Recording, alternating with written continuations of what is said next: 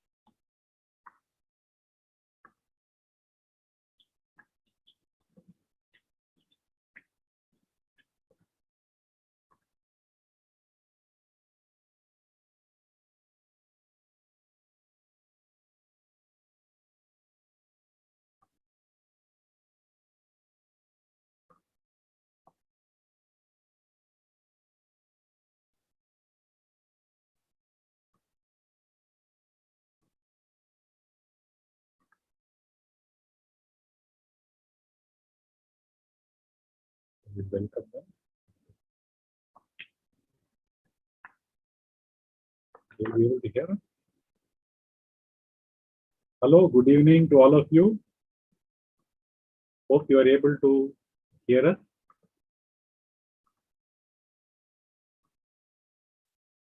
So this is now the 11th week. Almost we are at the end of the 11th week. There is one more week left, the 12th week.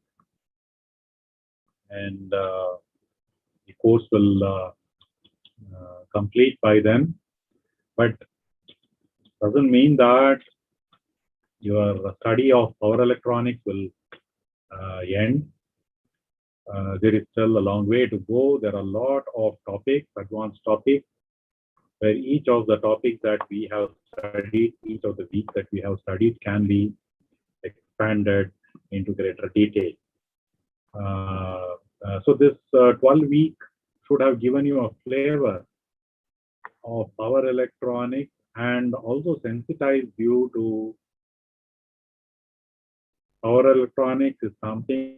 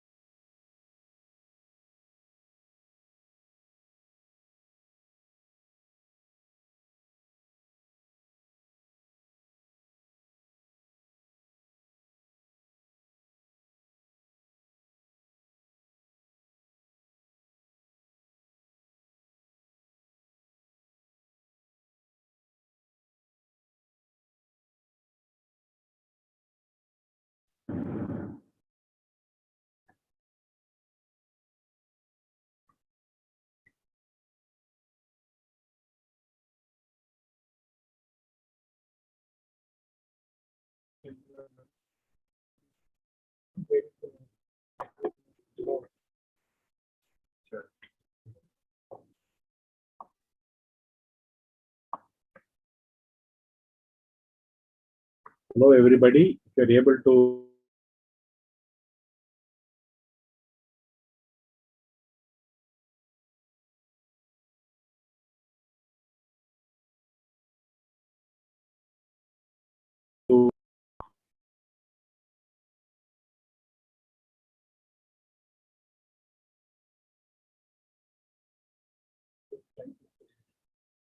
there was a brief interruption in the internet. We are back again. Apparently, there is some bandwidth issues, look like.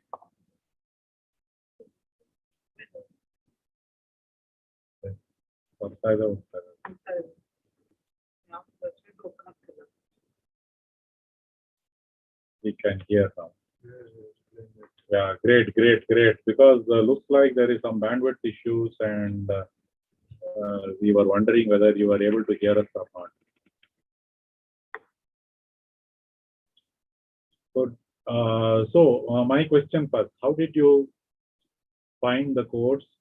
This is the fundamental basic course which you need to know for jump starting into power electronics.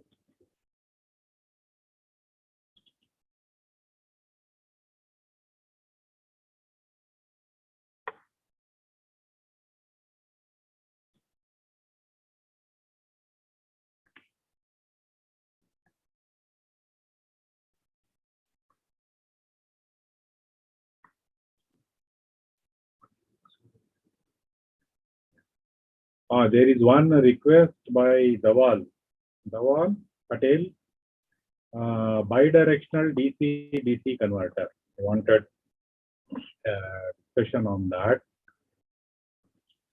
Yeah, all the converters that we have discussed till now, we have only talked about power flow from the source side, the DC source side to the load side, the left to right, one direction power flow.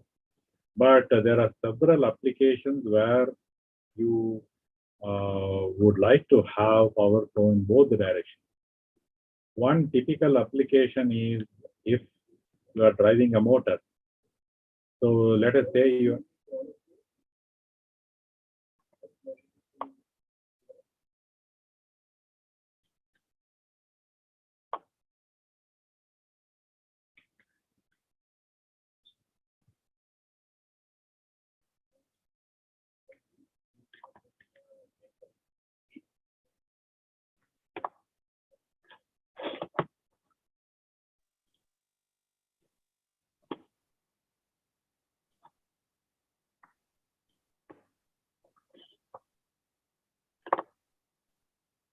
So if you take the case of a DC motor being driven from a buck converter, let us say.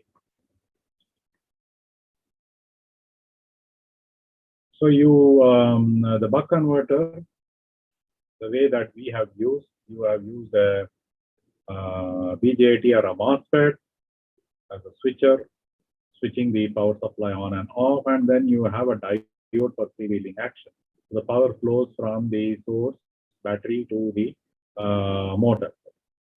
And now when you brake, the inertia of the machine will make the motor into a generator. So you have a source on the other side, and the buck converter looked at from right to left will look like a boost converter. Only thing, you have to add a switch across the diode. So if I have two MOSFETs, half bridge MOSFETs with the body diodes, then for the power flowing from left to right, you use as your typical buck converter, and when for the power is flowing from right to left, like a boost converter with the other MOSFET switching. So this is a typical bidirectional DC-DC converter. So like this, every converter can also be thought of as power flow possibility, potential possibility in both directions. Only what you have to think about is the diodes and the switches. Whether the diodes and the switches will allow the current if your load becomes a source and if your source becomes the load. So you work out on that logic, you will see that the reverse direction power flow will also be one of the standard converters that we have learned. So it is these two being put together by properly using the switch devices. You can come up with the bidirectional converters. So bidirectional converters will be actually an application of the unidirectional converters that we have studied till now. Hope this answers. Of course, this bidirectional converters itself is a deep topic. A lot of things are there. A lot of applications are there for which we can study. But this discussion will give you a sensitization.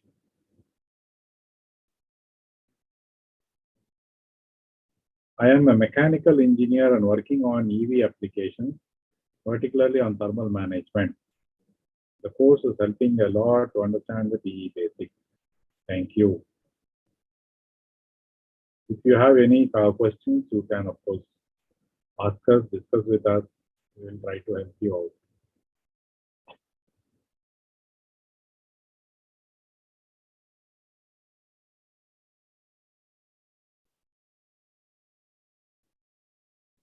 For the exam, the questions will be a mix of numerical and MCQ. You will have both multiple choice and the numerical type. So both these will occur in exam.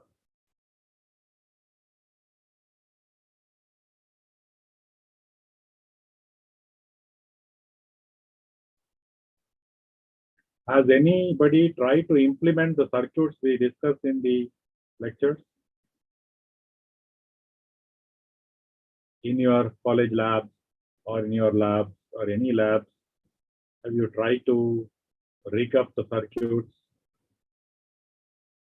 and try to study them? Anybody?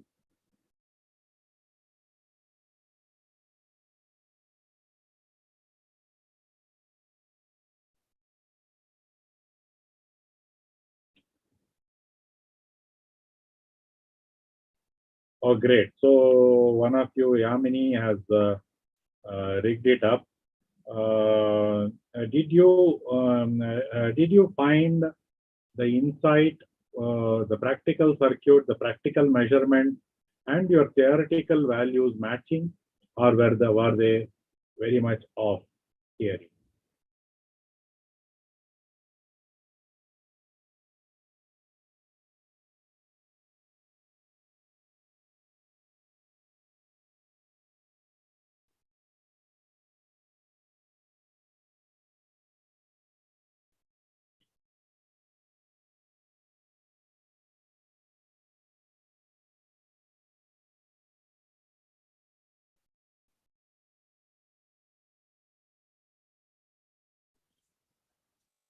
Good evening, sir.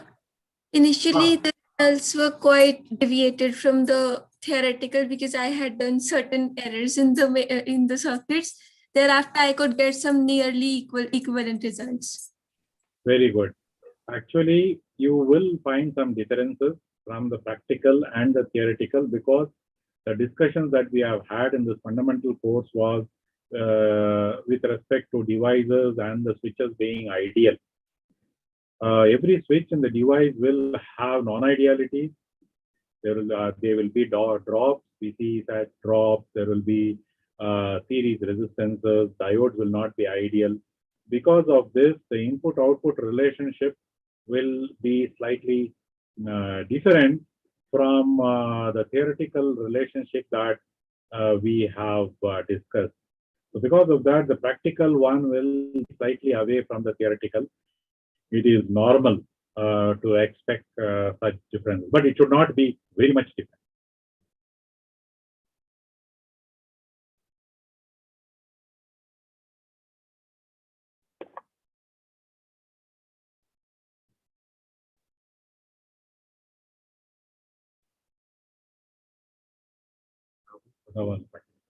Dhaval Patel, yes, there is.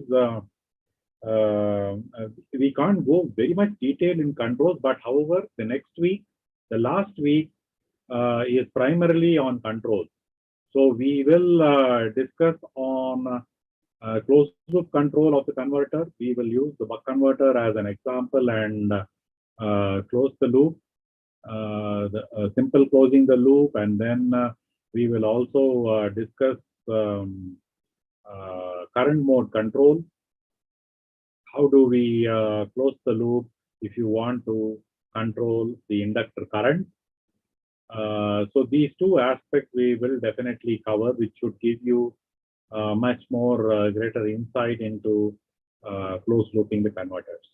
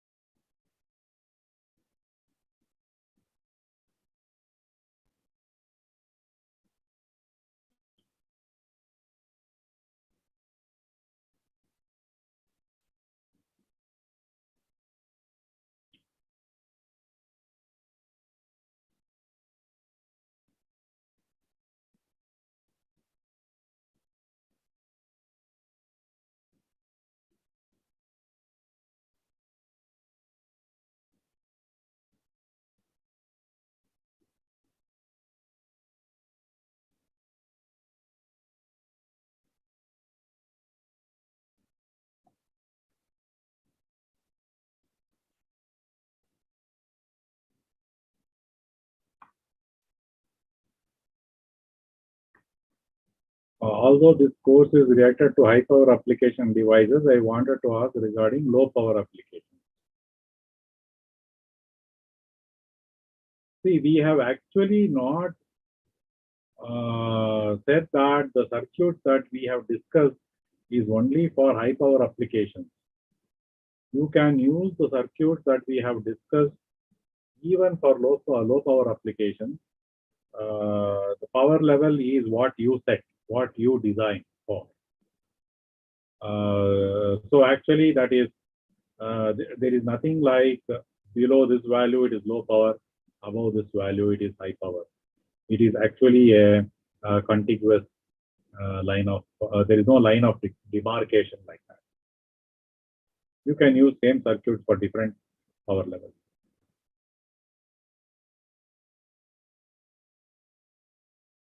I am from mechanical background with very limited understanding of electronics. Course is helping me to understand one query regarding week 9 assignment. Q2, there is difference in solution file and evaluation sheet. As per solution, answer is E1 by E2 is equal to 0.5. Well, we will look into the solution sheet and the question paper and then get back to you. Right now, we don't have that in front of us, but in the discussion forum, we will get back to you on that, on this specific way.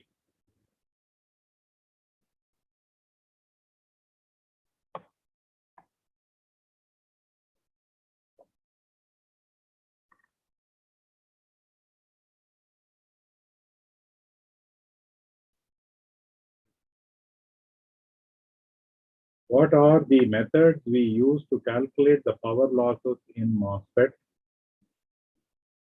Same is applicable to small signal MOSFET. See, in the case of switching MOSFETs, we said that there are 4 zones.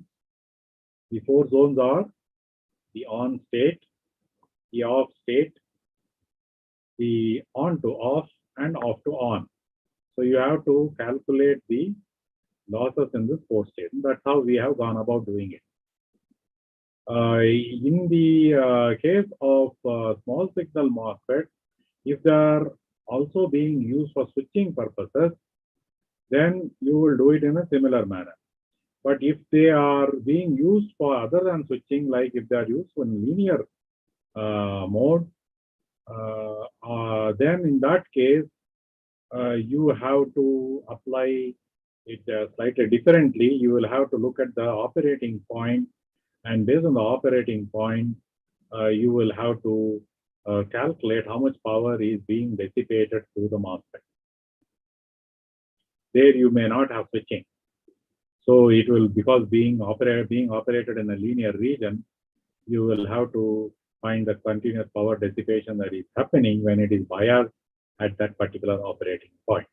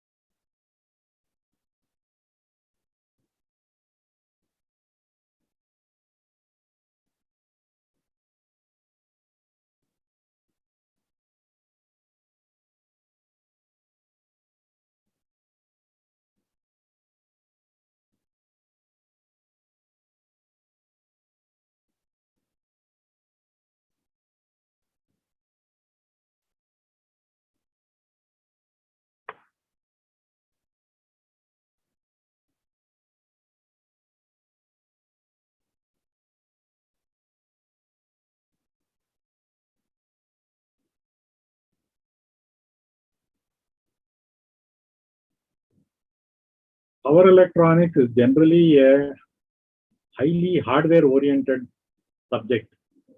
Do you find it difficult? Hardware.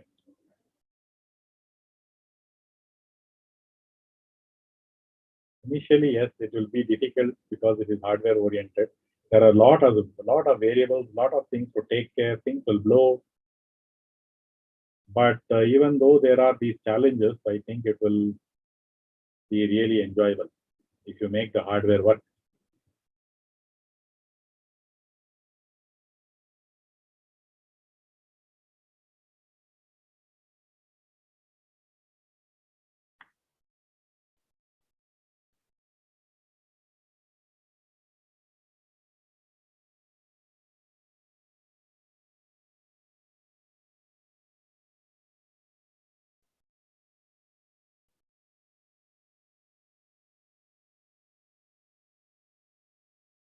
Shiva Yogi, you stay in Pune, Maharashtra. COVID cases are rising here. Is there any chance of conducting the exam online, or still we are going with physical way at centers? This is something I actually don't know because the exams are being conducted centrally all over the country. So the country nodal organization will take a call on this. Probably we will wait and see. Hope it starts coming down. There will probably be announcement once it starts coming closer to the exam date. There may be announcements based on the COVID pandemic and the situation. So just be on the lookout for those announcements.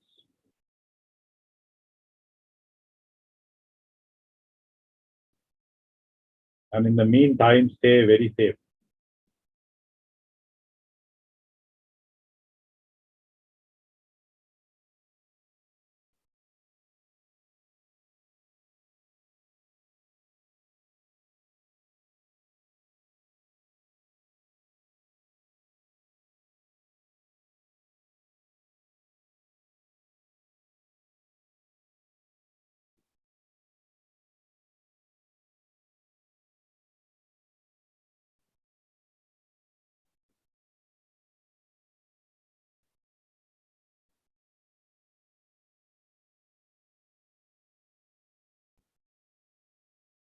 all the PWM in the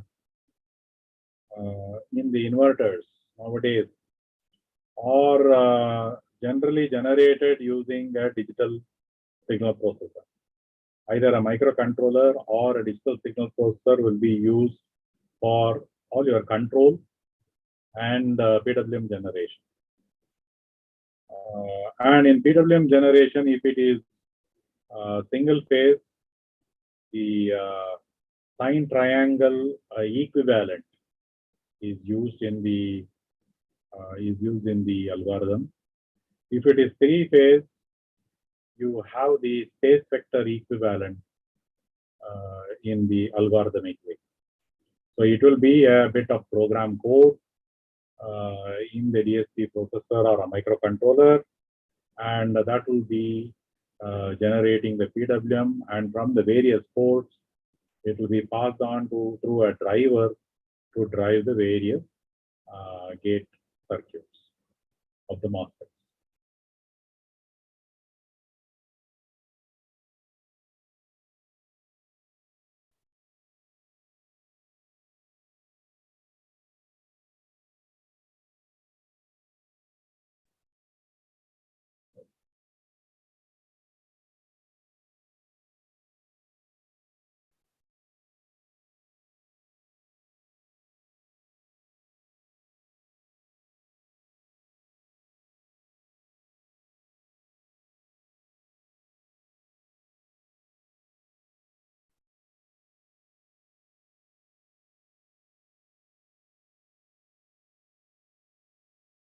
Yeah, Balakrishnan, yeah, have we achieved closed sine wave in inverters? Yes. The sine waves achieved are very have THD, total harmonic distortion, even less than 1% in several types of converters. So, and what is available commercially, you have THD is less than 3%, and that is easily achievable. Today, we have PWM technology really well advanced. We have filter techniques really well advanced, and achieving less than 3% THC is no problem at all.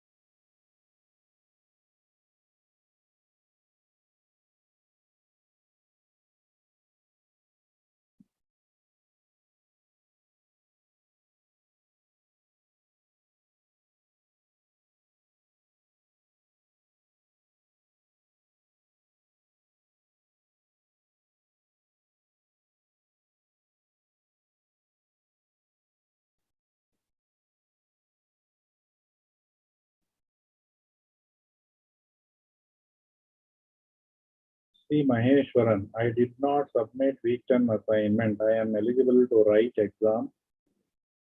Yes, you are. See, actually, you are eligible to write the exam.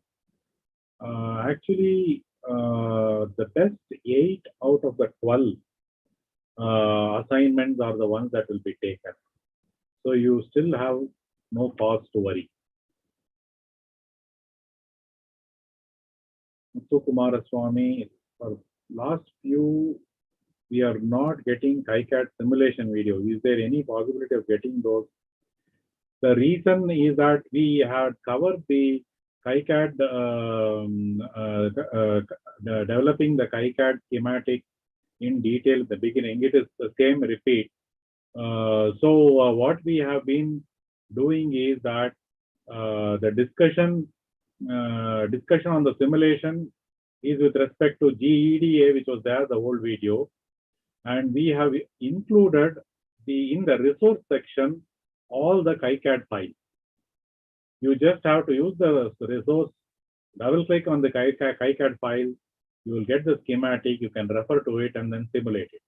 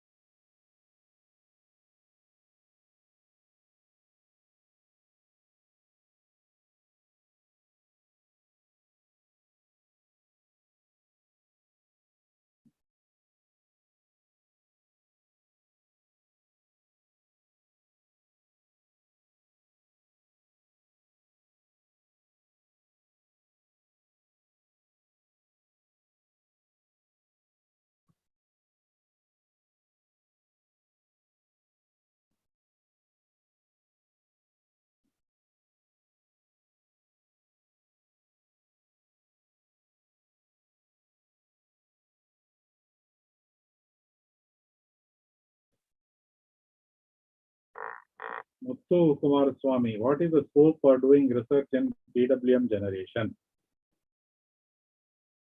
Research in PWM generation, yeah, one thing you have to understand, PWM generation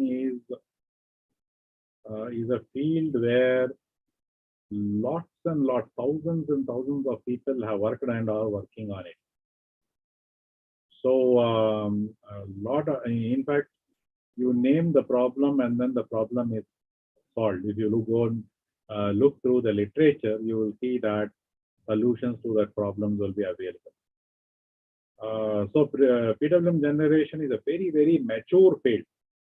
Not only is PWM used in power electronics, PWM has been used in other fields as well, even in communication, fields like communication. So the number of people who have worked on PWM is so large, and the number of problems that have been overcome and resolved are so large.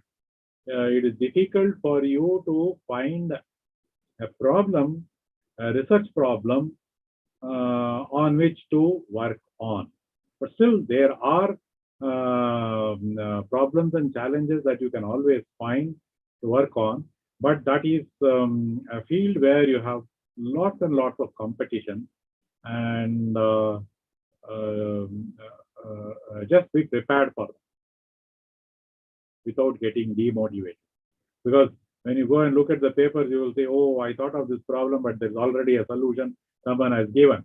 So don't get demotivated or disappointed. Keep looking for other such problems till you find one which satisfies you.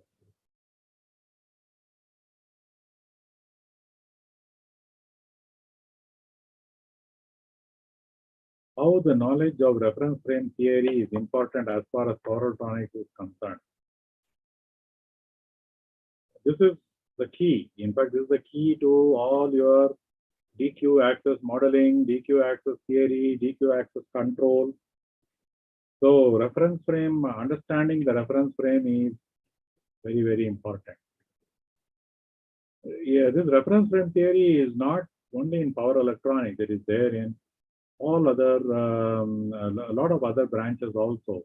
If you see in robotics, if you see in mechatronics, all these, when you are talking of links and link arms and robots, you need these reference frames, and you will have reference frames which are moving with respect to another reference frame.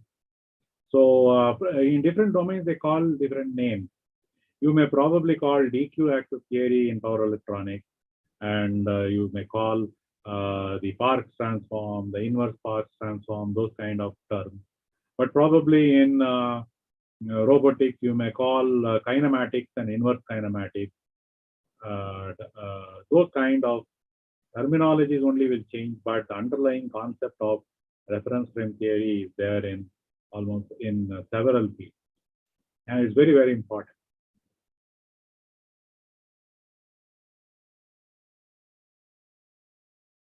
What are all the best sources to understand reference frame theory?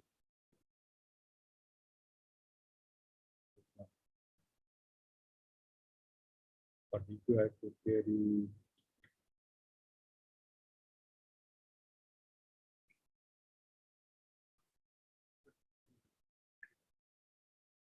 most of the time we go through the papers and publications, but for what you could do is there is one nice book, AC motor control and applications by Turnbull and Murphy. That has a good description of the DQ access theory, which is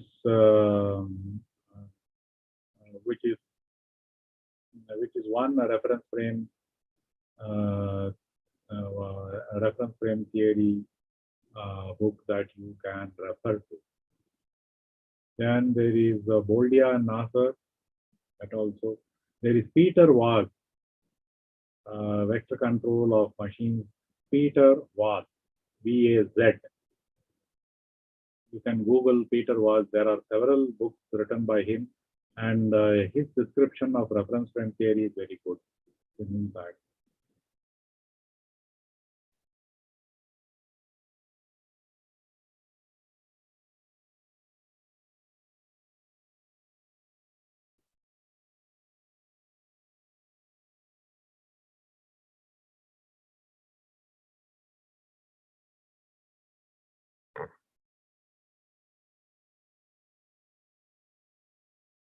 Yeah, we can't discuss question paper, right? It is not proper.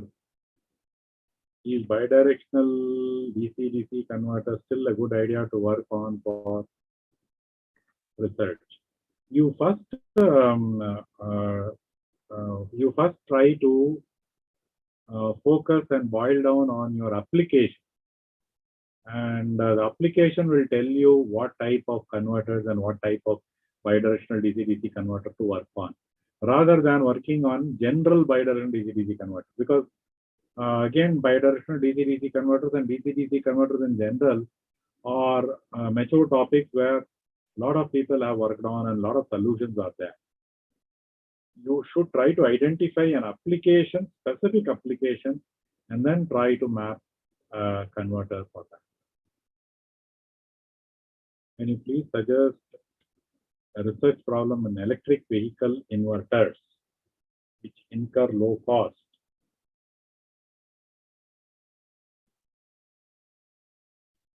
That itself is the research problem, right? Electric vehicle inverters with low cost would be a nice research problem. Try to work on that. Because the electric vehicle inverters are pretty costly, because most of them come fine-tuned with the electric motors too. So it would be a good research problem for you to bring down the cost of this motor drive set, or you make the drive independent, the inverter drive independent of the motor, decoupling these two, so that the inverter should be able to drive any given motor. So this kind of things you can think of. You can either reduce the cost, reduce the features and reduce the cost, or at the same cost you can increase the features which the inverter can do. So you should probably brainstorm on that.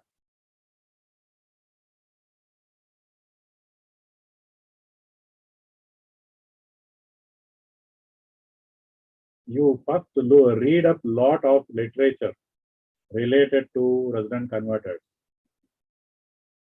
There are thousands of papers available.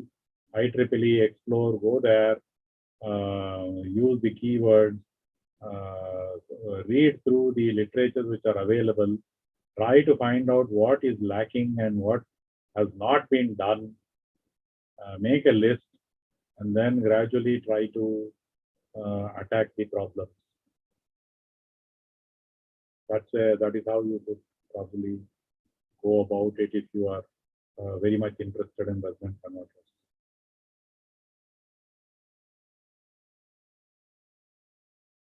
So going to be fine.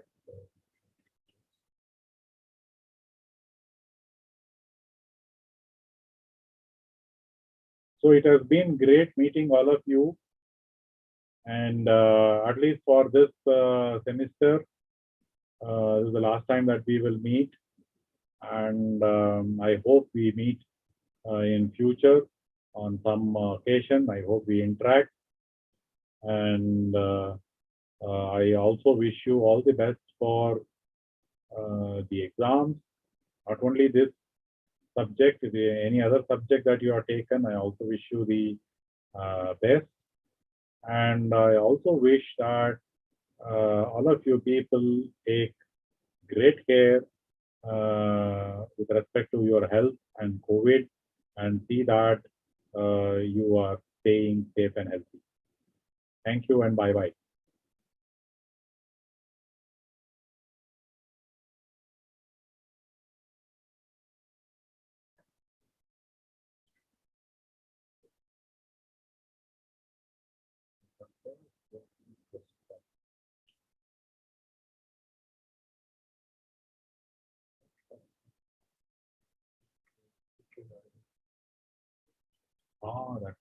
In the inductor, we use the crust factor because there it is the peak current in the inductor that is defining the energy.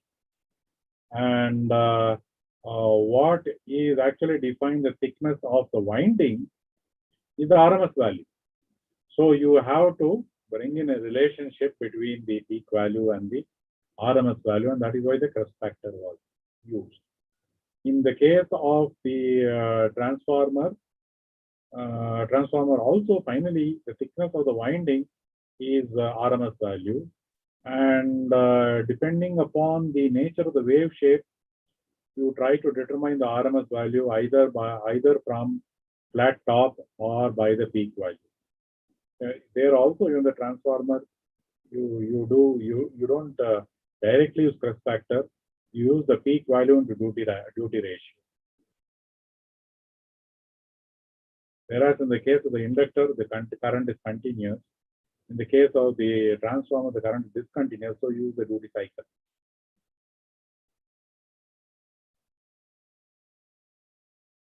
Thank you. Bye-bye.